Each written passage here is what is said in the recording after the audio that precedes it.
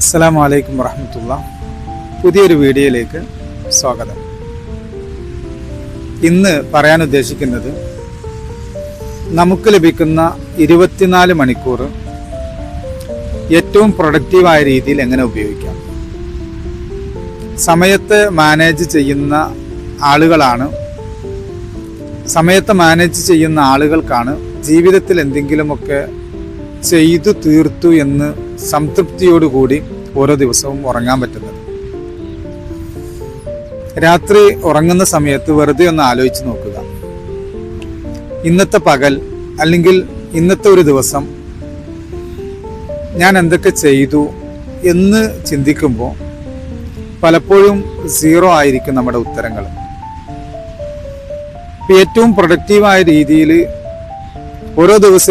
ഓരോ ദിവസവും ചെയ്യേണ്ട കാര്യങ്ങൾ ചെയ്ത് തീർത്ത് രാത്രി കിടന്നുറങ്ങാൻ മറ്റുള്ള ദിവസങ്ങളെ അപേക്ഷിച്ചിട്ട് കൂടുതൽ സംതൃപ്തിയോടുകൂടി നമുക്ക് ഉറങ്ങാൻ പറ്റും. അപ്പോൾ നമ്മുടെ ഒരു ദിവസത്തെ 24 മണിക്കൂറിന് നമുക്ക് ഉപകാരപ്രദമാകുന്ന രീതിയിൽ എങ്ങനെ പ്രയോജനപ്പെടുത്താം എന്നതാണ് ഈ വീഡിയോയിൽ പറയാൻ ഉദ്ദേശിക്കുന്നത്.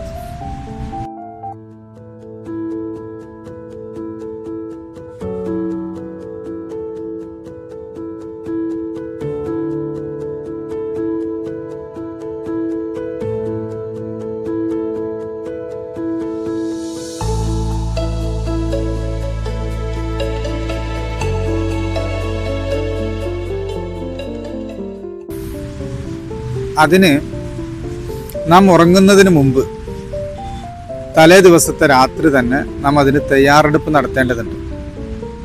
അഥവാ ഒരു പേനയും പേപ്പറും എടുക്കുക. നാളത്തെ എൻ്റെ ദിവസം 24 മണിക്കൂർ ഞാൻ എങ്ങനെയാണ് ചെലവഴിക്കാൻ ഉദ്ദേശിക്കുന്നത് എന്നൊരു പേപ്പറിലേക്ക് പകർത്തുക. രാവിലെ 5 മണിക്ക് സുബഹി വാങ്കുള്ളപ്പോഴുള്ള ഒരു ടു ഡു ലിസ്റ്റാണ് ഞാൻ പറയാൻ ഉദ്ദേശിക്കുന്നത്.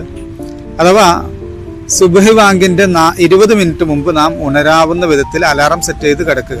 അതായത് 4:40 നാം ഉണരുക. അപ്പോൾ നമ്മുടെ ടൈം ടു ഡു ലിസ്റ്റ് തയ്യാറാക്കുമ്പോൾ 4:40 നാം ഉണരുന്ന സമയം, ഉണരൽ എന്ന് എഴുതി വെക്കുക. അതിനനുസരിച്ച് അലാം സെറ്റ് ചെയ്തിട്ട് വേണം രാത്രി കിടന്നുറങ്ങാൻ.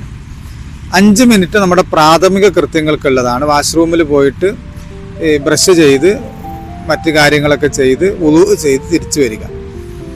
4:45 തഹജ്ജുദിൻ്റെ സമയമാണ്.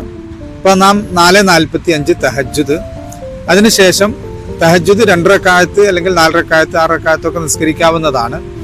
അപ്പോൾ കൂടുതൽ നിസ്കരിക്കണമെങ്കിൽ സുബഹിൻ്റെ കൂടുതൽ സമയം മുമ്പ് എഴുന്നേൽക്കേണ്ടതുണ്ട്. അപ്പോൾ നാം 20 മിനിറ്റാണ് ഇവിടെ കണക്കാക്കിയിട്ടുള്ളത്. അപ്പോൾ അതുകൊണ്ട് തന്നെ 4:45 നാം തിരിച്ച് നിസ്കാരം തഹജ്ജുദ് നിസ്കരിക്കാനുള്ള സമയം. തഹജ്ജുദ് 2-4 റക്അത്ത് നിസ്കരിക്കുക. അത് കഴിഞ്ഞിട്ട് പ്രാർത്ഥനയുടെ സമയമാണ്. നമ്മുടെ എല്ലാ കാര്യങ്ങളും അള്ളാഹുവിലേക്ക് പറയേണ്ടുന്ന നമ്മുടെ ആവശ്യങ്ങളും നമ്മുടെ കാര്യങ്ങളൊക്കെ അള്ളാഹുവിനോട് പറയുന്ന ഏറ്റവും പ്രധാനപ്പെട്ട സമയമാണ്. കാരണം തഹജ്ജുദിൻ്റെ സമയത്തുള്ള പ്രാർത്ഥന ഉത്തരം ലഭിക്കാൻ കൂടുതൽ സാധ്യതയുണ്ടെന്ന് നബി സല്ലല്ലാഹു അലൈഹി വസല്ലമ തങ്ങൾ പഠിപ്പിച്ചിട്ടുണ്ട്.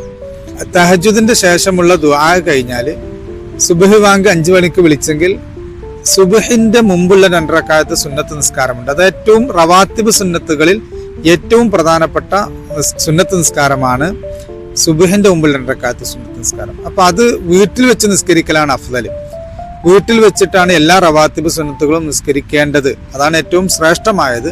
പിന്നെ വീട്ടിൽ വെച്ച് നിസ്കരിക്കാത്ത ആളുകൾക്ക് പള്ളിയിലെത്തിയിട്ട് നിസ്കരിക്കാം. അപ്പോൾ സുബ്ഹി വാങ്ക് വിളിച്ചു കഴിഞ്ഞാൽ 10 മിനിറ്റ് സമയം നാം സുബ്ഹിന്റെ 2 റക്അത്ത് സുന്നത്ത് നിസ്കരിക്കുന്നു. സാധാരണ വാങ്കിന്റെയും ഇഖാമത്തിന്റെയും ഇടയിലുള്ള സമയം മിക്കവാറും പള്ളികളിൽ ക്രമീകരിച്ചിട്ടുണ്ടാവുക 20 മിനിറ്റാണ്. അപ്പം 5:20 പള്ളികളിലെ സുബ്ഹി നിസ്കാര ജമാഅത്ത് തുടങ്ങുക. അപ്പം അതിനനുസരിച്ച് പള്ളിയിലെത്തുന്ന വിധത്തിൽ വീട്ടിൽ നിന്ന് പുറപ്പെടുക. അപ്പം 5:10 വീട്ടിൽ നിന്ന് ഇറങ്ങിയാൽ 10 മിനിറ്റ് പള്ളിയിലേക്കുള്ള ദൂരം എന്ന് കണക്കാക്കിയാൽ 5:20 നാം ജമാഅത്തിന് മുമ്പായിട്ട് പള്ളിയിലെത്തുന്നു. അങ്ങനെ നിസ്കാരം കഴിഞ്ഞ് 10 മിനിറ്റ് സുബ്ഹി നിസ്കാരം ഉണ്ടാകും. അങ്ങനെ നിസ്കാരം കഴിഞ്ഞ് 5:30 മുതൽ 6 മണി വരെയുള്ള സമയം നമ്മുടെ പ്രഭാതത്തിൽ ചൊല്ലേണ്ടുന്ന ദിക്റുകളുണ്ട്, അതേപോലെ ഖുർആൻ പാരായണം, ഇങ്ങനെ ആത്മീയ കാര്യങ്ങൾക്ക് ഉപയോഗപ്പെടുത്തുക. ഇപ്പോൾ വിറുദുൽ ലത്തീഫ് എന്ന് പറയുന്ന ഇമാം അബ്ദുല്ലാഹിൽ ഹദ്ദാദ് തങ്ങൾ പ്രഭാതത്തിലും വൈകുന്നേരങ്ങളിലും ചൊല്ലാൻ വേണ്ടിയുള്ള ഒരു ദിക്റുകളുടെ സമാഹാരം ഉണ്ടാക്കിയിട്ടുണ്ട്. അപ്പം അത് പതിവാക്കുന്ന ആളുകൾക്ക് അത് ഉപയോഗപ്രദമാണ്. അത് ചൊല്ലാവുന്ന ആപ്പുകളൊക്കെ നമ്മുടെ മൊബൈലിൽ ലഭിക്കും. വിറുദുൽ ലത്തീഫ് എന്ന് പ്ലേ സ്റ്റോറിലോ ഒക്കെ സെർച്ച് ചെയ്താൽ നമുക്ക് കിട്ടുന്നതാണ്. അപ്പം അത് പതിവാക്കുന്ന ആളുകൾക്ക് അങ്ങനെ ചെയ്യാം. അങ്ങനെ വിറുദുൽ ലത്തീഫ് ചൊല്ലിയതിന് ശേഷം അല്ലെങ്കിൽ പ്രഭാതത്തിൽ ചൊല്ലേണ്ടുന്ന ദിക്റുകൾക്ക് ശേഷം അല്പസമയം ഖുർആൻ പാരായണം ചെയ്യാം. 15-20 മിനിറ്റ് ഖുർആൻ പാരായണം ചെയ്യാം. 6 മണി വരെ പള്ളിയിൽ തന്നെ ഇഅ്തികാഫിന്റെ നിയ്യത്തോടുകൂടി ചെലവഴിക്കുക. 6 മണിക്ക് ശേഷം 6:40 വരെയുള്ള സമയം 40 മിനിറ്റ് പള്ളിയിൽ നിന്നിറങ്ങി നമ്മുടെ വ്യായാമത്തിനോ അല്ലെങ്കിൽ മോർണിംഗ് വാക്കിനൊക്കെ ഉപയോഗിക്കാം. ശാരീരിക ആരോഗ്യത്തിന് വേണ്ടി ഉള്ള സമയമാണ് 6 മണി മുതൽ 6:40 വരെയുള്ള സമയത്ത് ഈ 2 കാര്യങ്ങൾ, ഒന്നുകിൽ മോർണിംഗ് വാക്ക് നടത്താം, അല്ലെങ്കിൽ വ്യായാമങ്ങൾ ചെയ്യാം, അല്ലെങ്കിൽ ജിമ്മിൽ പോയിട്ട് വർക്കൗട്ട് ചെയ്യുന്നവർക്ക് അങ്ങനെയും 1 മണിക്കൂറോ ഒക്കെ അവരുടെ സമയം മാറ്റം വരാം. നാം ഒരു നോർമൽ സമയത്തെ കുറിച്ചാണ് പറയുന്നത്. 6:40 വരെയുള്ള സമയം നമ്മുടെ വ്യായാമത്തിന് വേണ്ടി അല്ലെങ്കിൽ മോർണിംഗ് വാക്കിന് വേണ്ടി ഉപയോഗിക്കാം. ഈ വ്യായാമവും മോർണിംഗ് വാക്കും കഴിഞ്ഞു വന്നാൽ നമുക്ക് കുളിക്കേണ്ടുന്ന ആളുകൾക്ക് കുളിക്കാവുന്ന സമയമാണ് 6:40 മുതൽ 7 മണി വരെയുള്ള സമയം. അല്ല, ഒരാൾ ഓഫീസിൽ പോകുന്നതിലും ജോലിക്ക് പോകുന്നതിന് തൊട്ട് മുമ്പായി കുളിക്കുന്ന ശീലമെങ്കിൽ പിന്നെ മറ്റൊരു സമയത്തേക്ക് മാറ്റിവെക്കാവുന്നതാണ്. അങ്ങനെയുള്ള ആളുകൾ ചെയ്യേണ്ടുന്നത് ഈ 6:40 ശേഷം 20 മിനിറ്റ് നമ്മുടെ വായനക്കുള്ള സമയമാണ്. ഏറ്റവും നമുക്ക് മോട്ടിവേഷൻ തരുന്ന പുസ്തകങ്ങളോ അല്ലെങ്കിൽ ഏത് പുസ്തകങ്ങളാവട്ടെ, ഒരു വായനക്ക് വേണ്ടി നിത്യവും 20 മിനിറ്റ് സമയം നാം ഉപയോഗപ്പെടുത്തും.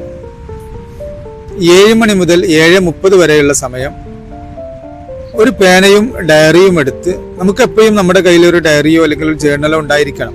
അപ്പം അതിൽ നമ്മുടെ മനസ്സിൽ വരുന്ന കാര്യങ്ങൾ എന്താവട്ടെ, ചിലപ്പോൾ ഒരു മോട്ടിവേഷൻ കോഡ്സ് ആവാം, അല്ലെങ്കിൽ നമുക്ക് തോന്നുന്ന ഒരു കാര്യങ്ങൾ, നമ്മുടെ ലൈഫിന് ഉപകരിക്കുന്ന എന്തെങ്കിലും കാര്യങ്ങൾ പേന കൊണ്ട് അതിൽ കുറിച്ചെടുക്കുക എന്നുള്ളതാണ്. നമ്മുടെ ലക്ഷ്യത്തിലേക്ക് എത്തിക്കുന്ന കാര്യങ്ങൾ, നമ്മുടെ ലക്ഷ്യങ്ങളെ ഡിഫൈൻ ചെയ്യുന്ന കാര്യങ്ങൾ, അല്ലെങ്കിൽ പോസിറ്റീവായിട്ടുള്ള അഫർമേഷനുകൾ, ഇങ്ങനെ എന്തും നമുക്ക് നമ്മുടെ ഇമ്പ്രൂവ്മെന്റിന് സഹായിക്കുന്ന എന്തും പേന കൊണ്ട് നമ്മുടെ ഡയറിയിൽ കുറിച്ചിടാൻ വേണ്ടിയുള്ള സമയമാണ് 7:30 വരെയുള്ള സമയം. അതിൽ നമുക്ക് എന്താവാം, നമ്മുടെ ഇടപാടുകളെ കുറിച്ച് എഴുതാം, അല്ലെങ്കിൽ എന്തെങ്കിലും കുറിച്ചിടാനുള്ള കാര്യങ്ങൾ, ഓർമ്മിച്ചു വെക്കാനുള്ള കാര്യങ്ങൾ, ഇത്തരം കാര്യങ്ങളൊക്കെ എഴുതുവാൻ വേണ്ടി ഉപയോഗിക്കുക എന്നുള്ളതാണ് 7:30 വരെയുള്ള സമയം.